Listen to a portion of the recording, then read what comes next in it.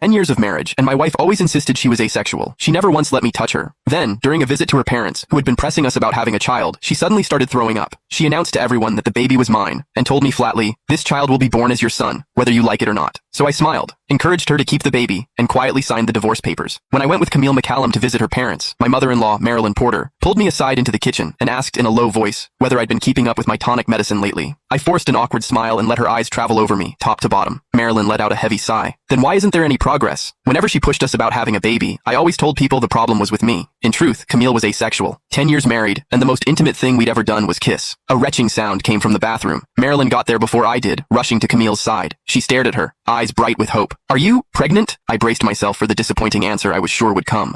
Instead, Camille ducked her head, bashful, and nodded. "Sean, don't just stand there. Go help your wife. Are you too happy to move?" I swallowed down my shock and kept telling myself this had to be some kind of mistake. Camille knew better than anyone that there was no way I could have gotten her pregnant. I helped her into the bedroom. The smile on her face faded, and what she gave me instead was cold and final. "Sean, I really am pregnant." She held out the lab report. My hand shook as I took it. Right there in black and white. 3 weeks pregnant. 3 weeks. Which put it right in the middle of her business trip. I crumpled the report in my fist and looked up at her. "Camille, what have I ever done to deserve this?" Camille stroked her stomach gently. "Sean, you've always wanted a child. Now you have one. What I wanted was a child that belonged to the two of us, not some bastard whose father I didn't even know." Camille didn't like the way I was frowning. Out of habit, she reached up to smooth the crease between my brows. I stepped back before she could touch me. "Camille, was everything you told me about being asexual just a lie?" It felt like a knife twisting in my chest. So this was what heartbreak felt like. 10 years as her husband, and she'd played me for a fool the whole time. Camille's expression turned flat and bored, like she couldn't be bothered to explain herself. "There's no point talking about any of that now. I'm keeping this baby, and I'm having him properly. With your name on the birth certificate, you will be this child's father." She left me alone in the room to cool off while she called my parents to share the good news. I unfolded the lab report again, still certain the whole thing was absurd. How had I ever believed a word out of Camille's mouth?